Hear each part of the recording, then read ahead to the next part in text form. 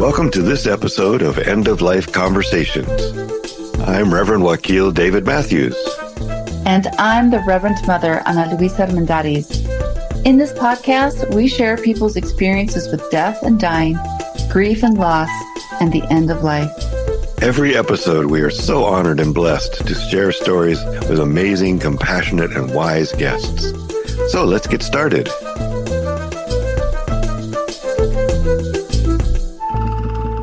So thank you all for being here with us today. We're so honored to welcome our guest today, Yanna Hanson.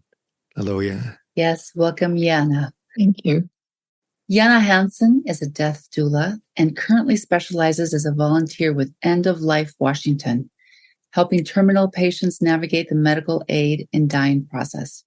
She is often present when they take the life-ending medications. Yana also helps educate patients about another life-ending choice, that of VSED, which is voluntarily stopping eating and drinking. After raising her own 5 children, Yana became an RN, providing post-op care for pediatric patients, but she often felt called to hospice nursing. When she retired, she became a hospice volunteer. 4 years ago, she completed a death doula training with Bodhi Be, and since then has been supporting patients through her association with the End of Life Washington. Again, thanks so much for joining us on this conversation. We're so glad to have a chance to talk to you. And Thank you for inviting me. Thank you. yeah, thank you. We usually start with a question, just for kind of to set the tone and give everybody a chance to get started. So when did you first become aware of death? Well, I when I was growing up, death was not something my family talked about. I had a grandmother who died when I was in elementary school. We didn't talk about that. We went out for Chinese food that night that she died. She didn't live, but that was what we did. We went out for Chinese dinner and nobody talked about it. And then I had a little nephew who died and we didn't talk about that either. I don't remember any kind of service. Maybe they thought I was too young to go. I don't know, but it was just, didn't talk about it. But then I think when I was busy raising my children. I was not thinking about death. Fortunately, I didn't have to at that time. But then when I went to nursing school, I started caring for people who were elderly and dying. And it kind of brought me face to face with, yes, we're going to die. We're going to die. And how do I feel about that? And what do I know about that? And I didn't know anything. And I just felt kind of afraid of this big unknown. So at that time, I just started paying more attention to death and just thinking about it, what it meant. And then I became a hospice volunteer, but that wasn't a good fit for me. It just didn't give me enough of what I was looking for. As a nurse, you get to have this intimate connection with people at a really hard time in their life, especially with children. And that's what kind of work I wanted to do, something that was more intimate. So I took Bodhi's training, which was wonderful. And when I left that training, I didn't know what I was going to do with all that. But then I ended up just kind of serendipitously being a volunteer with End of Life Washington. And that's just really gives me that intimacy and lets me share in people's lives in such a deep and a profound way that and being a part of their death and their process of thinking about it is just so awesome and such an honor. Really, yeah. I think we've talked, of course, many times about how it maybe is one of the more sacred moments in people's lives, to be in their life during that time and with their community as well. So So, Yana, you didn't have a foundation around talking about death. And now you are right in the middle of a lot of conversations. So tell us tell us more about your work and how it plays out on your day to day. Okay, well, I will learn about someone who wants more information or is trying to do the process. I will either get a referral from the main office, End of Life Washington office. People can fill out a request for support online. I also will get requests from doctors. They will connect me with a patient who they've discussed that with. Sometimes the hospice nurses will let us know someone wants some help. So then I'll get that person's phone number. We call them clients. We don't call them patients because we're not medical people. So there are clients. So I will call them and set up a time to meet with them. It's really best to meet in person, and they always want to. So I go to their house and we just talk. We have a conversation. We talk about what they know about the process, where they're at in their illness and in their dying process, and just whatever they want to talk about. And then after we do that, then we get down to the nuts and bolts of the actual process of having to see two doctors, having to turn in a written form.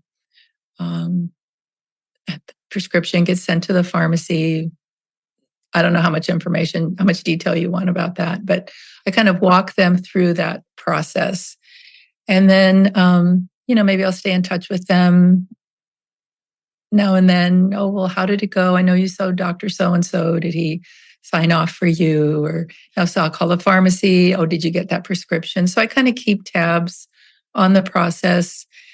And then once the prescription is at the pharmacy, depending on the person, for some people, they want those drugs right away. And for some people, they just want to know that prescription is there, ready for them to use if and when they want it. And that gives people so much comfort and so much sense of control. So whether they use it or not, it's there. And I think statistically, it's about maybe 2/3 of people who get a prescription fill it and use it, and the other third don't. So then I offer to attend their death, to be there. I can't really say how many people choose that, because there's a lot of people who do this process on their own without a volunteer helping them and do it themselves. But probably at least half the people I work with want me there. And I work with a partner, another volunteer here in Port Townsend. So if they want us to come, we'll come and just be a calm, experienced presence for them. I usually mix up the meds. People don't really want to do that themselves. And just guide them through doing this. And it's just, people are so brave. It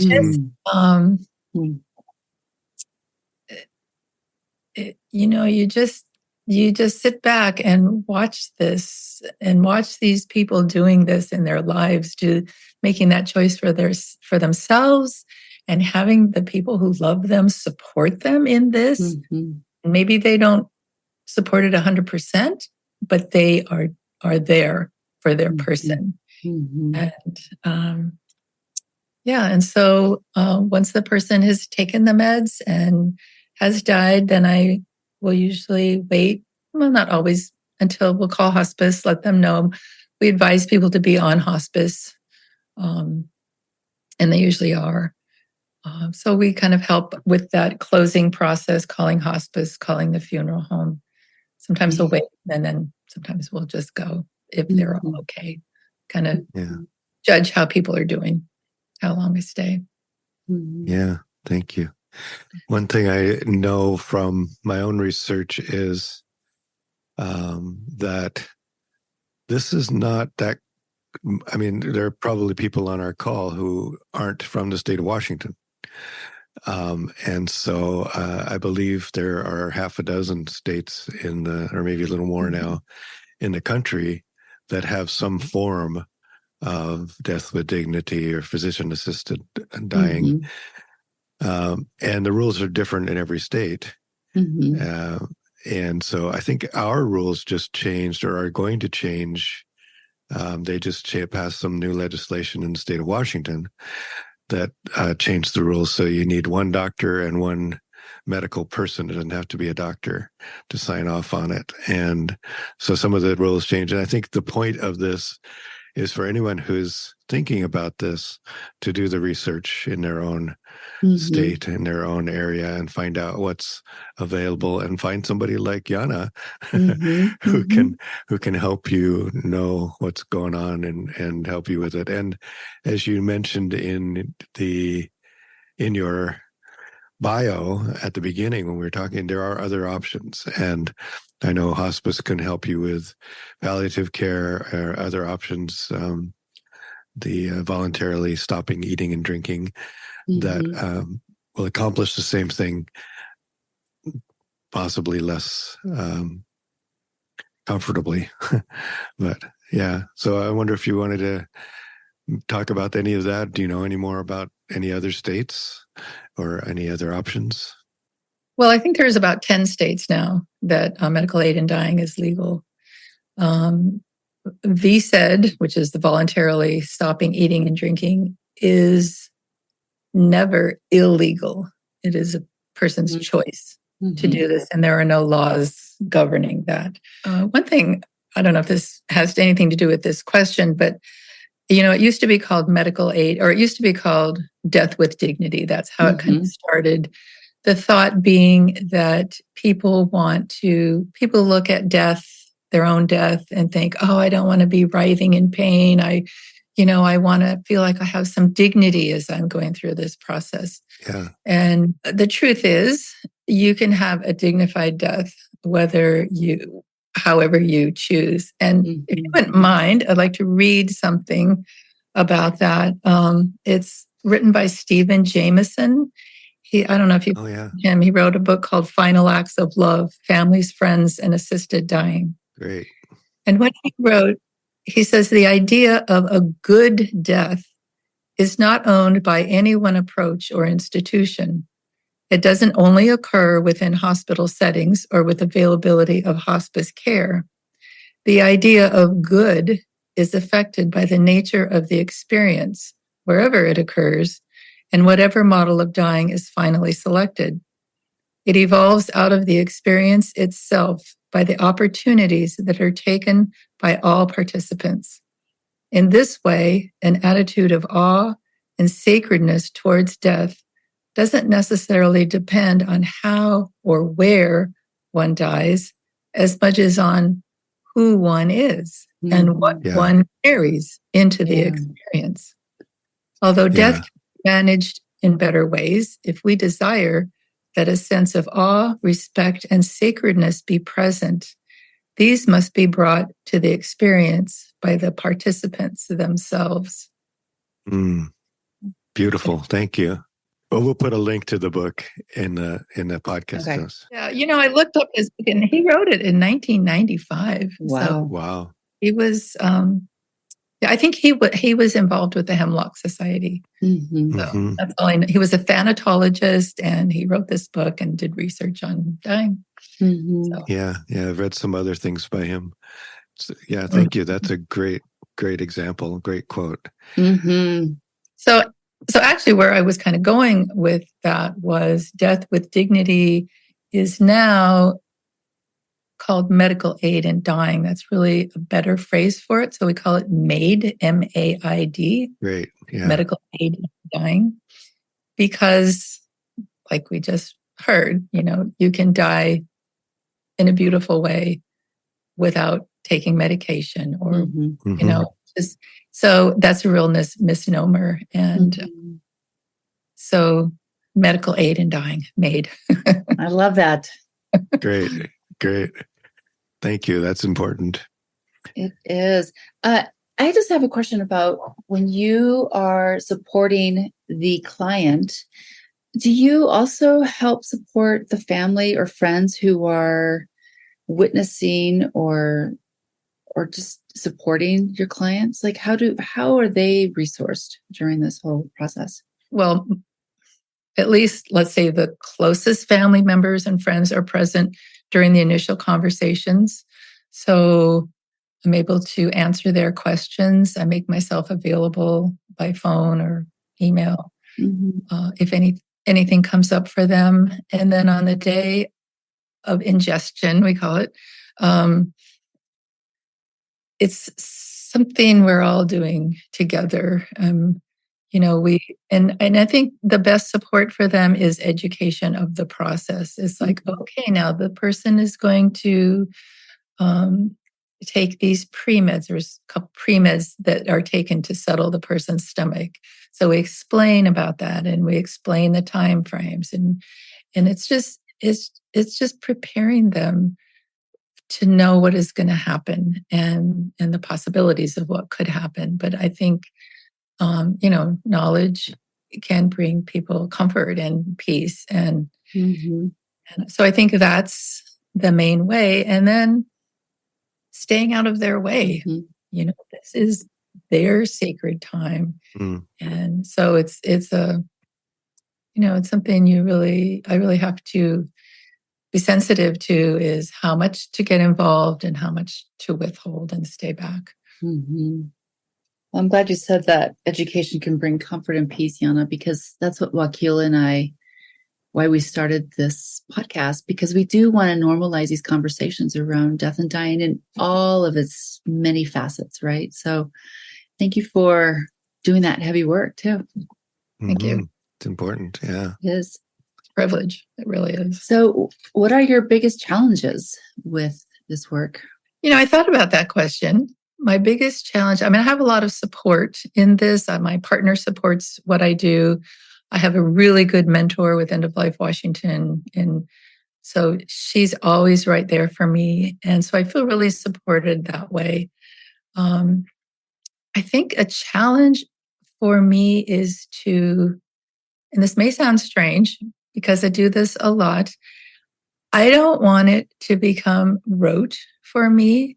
I want to be present with each person in the way they deserve. And that just blesses everybody, Yeah. So I think just, taking the time to center myself and go to this person and not have preconceived ideas or like, oh, well, I'm meeting this person now and then I have to meet somebody else in a half an hour. And, just so that's kind of a challenge. And I don't know, to me, it sounds kind of funny. It's like, it's such an awesome thing. And yet when you do something a lot, it can become kind of taken for granted. And I don't do that ever. Yeah. Beautiful. Thank you. That's so thoughtful of you to think, to hold it in that way. That's such a compassionate way to think about it and hold it. It's a beautiful, unique, new experience every single time. Every time. Yeah. Thank you. That's beautiful. So what do you need in your life to be supported? You said you have a spouse or a partner that supports you. You have a mentor. What are other things you do to support yourself, like to resource yourself? I'm being more committed to my own spiritual practice. I try to manage my life and my schedule so that I can be mindful and present when I need to talk to people. Yeah, I don't know. That's about all I have to say. Yeah, that's foundational for a lot of folks who do this work. It's the spiritual practices that keep us connected. Yeah, I think one of my friends who actually interviewed, our very first interview, was Aya Shakur. And I remember asking him when I first met him, how do you get yourself ready for each new conversation? Because he was a hospice chaplain. And he said, well, I take I always stop before I go, even if it's just for a few minutes, between people, and just take time to, if possible, be in the forest, if possible, at least be with a tree or by some water or something, and just take some breaths and give myself the permission to be fully present in that space with nature, if possible, or at least with my own breath. And so I think, as we're saying, that spiritual practice, that reconnection, or that noticing our connectedness, is a great example of how, I think, what you're talking about, just having that practice of being centered before you begin another time with people, because it's so important. Such a grace to be in that space, to put yourself in that place of connectedness and go into each new situation with that connection. Well, I'd like to share a story, unless you have a really burning question to ask me. Go ahead, please. Share your story. Well, this is the story, and it's a true story about a friend of mine. Her name was Abby, and she had cancer. She went through treatment for over a year, kind of had mixed results with her treatment. And finally, she couldn't get any more treatments and she was dying. And she had gone through the medical aid in dying process, got all her paperwork in order, had her prescription waiting. But she was just waiting to see if she would want to make that choice or not. But towards the end, she was suffering. And she said, "No, I'm ready. I want to take these drugs." And so she picked a day. And what she chose to do in the morning before she took the medications was, she was a person who loved dogs, and she didn't have a dog of her own, but she befriended dogs all over town. She knew all these dogs. She knew their names, their favorite cookies. And so she wanted to have a dog parade. She invited her favorite dogs to come walk one by one past her bedroom window so she could see them. And I took my dog, and she was so happy. I mean, here she was, so close to death. And she was radiant. I mean, and seeing her dogs that she loved. So then the dogs went home, and then she invited about 6 of us to be there. And before she took the meds, we just sat on her bed and talked together. And then we kind of one by one spent some time with her. And she took the meds and died very quickly. And we just all sat there, we sang, and this is just such a beautiful example of how beautiful this process can be. So by the time she died, it was kind of the end of the day, and we hadn't called the funeral home yet. We were still just waiting, being with her. And someone had brought some soup, and so we put together a dinner. And so we were all sitting at the table eating, and there was Abby in her bed next to the table, and it just felt so normal and so natural that we were still all there together. And then the funeral home came, and she ended up having a beautiful green burial. But it was just so perfect. It just felt so good. But again, it doesn't have to be that way to be a good death. Yeah. But thank you for sharing that, because I think more of our community should know that is a choice, right? In this culture, we whisk everything away quickly and we sanitize. And yet the beginning of this journey for us who are left behind is exactly like what you did, right? Have a bowl of soup and still have your friend nearby. It makes me so happy. Yeah. Very, very beautiful story. Thank you. That's such a great sharing. Appreciated it. She orchestrated it all, and it was wonderful. Yeah, that's the beauty of it too, right? It's that we have that opportunity if we take it. Yeah. So, are you afraid of the end of life, Yana? Oh, I could say I'm not afraid of death. I don't have a terminal diagnosis, so it's kind of removed from me. but I feel like I don't fear it. I feel like I have enough confidence in the medical world to be able to keep me comfortable. So I'm not really afraid of pain and or suffering or not being able to breathe. I feel like those things are managed medically, usually pretty well. I think for me, thinking about dying is letting go of my family. Mm. Mm. And that's even now, it brings tears Mm-hmm. to me because I want to be there with them. And so I think the fear in that is that when I am dying, I want to have the grace to not fall apart for them. Mm. You know, and I know that's part of it is doing that, but yet I want to, I don't know, I just want to shine with love and not with sadness and emotion, Mm-hmm. you know. Mm-hmm. So I think that's my fear. Mhm. But I also trust that when the time comes, it will probably be okay. Right.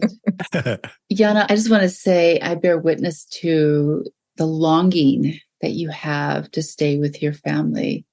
And I also hold that, yeah, you radiate life and love, and it'll be a blessing for your family as well.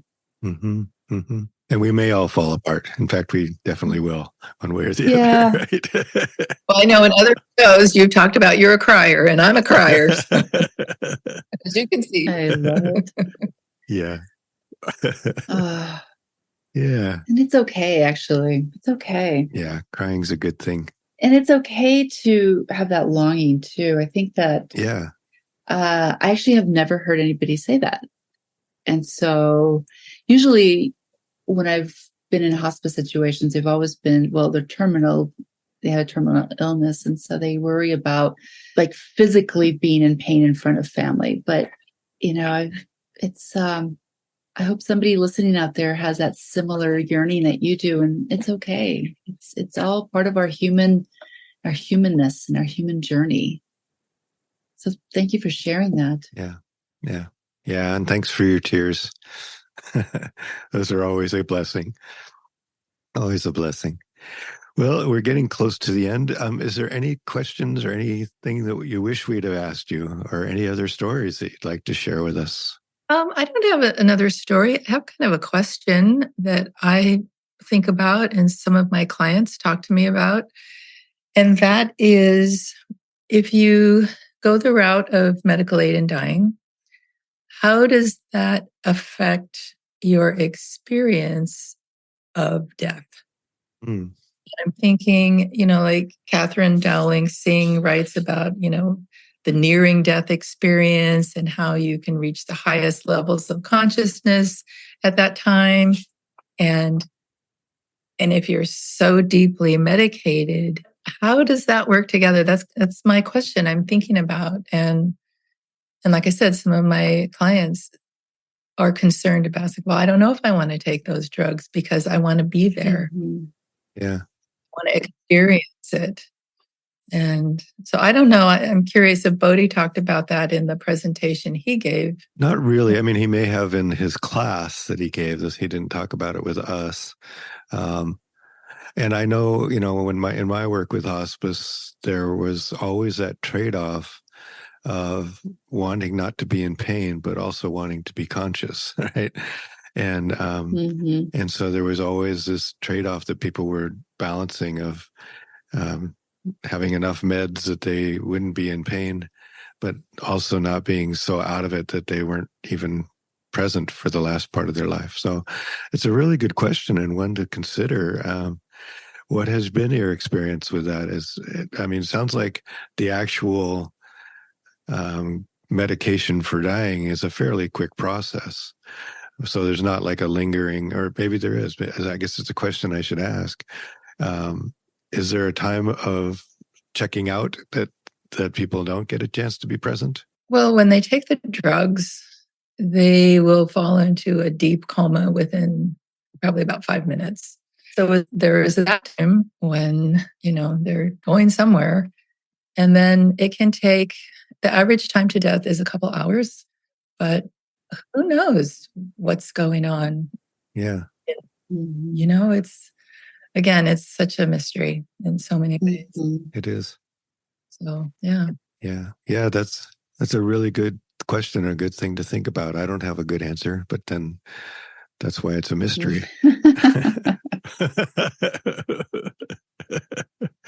So something for all of our readers and our listeners and our friends to ponder, and maybe they can write back to us and tell us their thoughts. And Yeah. That'd be great. Yeah. Definitely. This has been great. Thank you. Thank you. Really appreciate you. Appreciate the work you're doing and your presence and who you are and what you bring to this work, and in general, just your life and your 5 kids. I'd love to meet them sometime. Yes, thank you, Yana. I appreciate it. Okay. We usually end with a poem at the end, and so this week's poem is an excerpt from Song of Myself by Walt Whitman. So I'll start. I wish I could translate the hints about the dead young men and women, and the hints about old men and mothers, and the offspring taken soon out of their laps. What do you think has become of the young and old men? And what do you think has become of the women and children? They are alive and well somewhere. The smallest sprout shows there is really no death. And if ever there was, it led forward life and does not wait at the end to arrest it, and ceased the moment life appeared. All goes onward and outward. Nothing collapses. And to die is different from what anyone supposed, and luckier. Oh, Walt. So aware, so prescient of what we know now. Like nothing ever really goes away, you know? Yeah, that was an 1892 version of the Song of Myself. So beautiful, beautiful. So beautiful. Well said. Do you want to read I it again? will. So everybody just take a minute and let's go through it again. I wish I could translate the hints about the dead young men and women, and the hints about old men and mothers, and the offspring taking soon out of their laps. What do you think has become of the young and old men? And what do you think has become of the women and children? They are alive and well somewhere. The smallest sprout shows there really is no death. And if ever there was, it led forward life and does not wait at the end to arrest it, and seized the moment life appeared. All goes onward and outward. Nothing collapses. And to die is different from what anyone supposed, and luckier. Thank you, Mr. Walt Whitman. Beautiful, beautiful. Well, thank you, everyone, for joining us, especially Yana. Thank you so much. And we will have another episode coming in a couple of weeks. In fact, in that episode, we will be meeting Jane Ellen Nickel, who is a retired chaplain from Allegheny College. She lives in Medville, Pennsylvania now with 2 feline companions, but she is talking to us about how it was as a college chaplain, where she said death is a relatively rare occurrence, but when it happens, it's often unexpected and involves losing someone at a young age. Also, of course, the job involves counseling students and faculty and people who have lost family members. So we'll hear some really poignant stories from Jane Ellen Nickel in our next episode. Yes, and we want to hear from all of you, listeners, who might have some great stories or poignant experiences that you would like to share with us. So you're welcome to email us at endoflifeconvo@gmail.com. That it's endoflifeconvo@gmail.com. Thank you so much, everyone. Yay! Thank you, Yana. Thank you, Yana. See you later. Thank you. Thanks so much for joining us on the End of Life Conversations. We appreciate you and look forward to sharing our stories. Thanks to my daughter Lucero and Nico Rush, who have cheerfully assisted us as our editors and tech support. Additional resources, transcript of this episode, and links to our social media will be in the podcast notes. Yeah, thank you so much. And please subscribe, tell your friends, follow us on social media, and consider supporting us through Patreon. We want to acknowledge that the music we are using was composed and produced by Charles Heastand.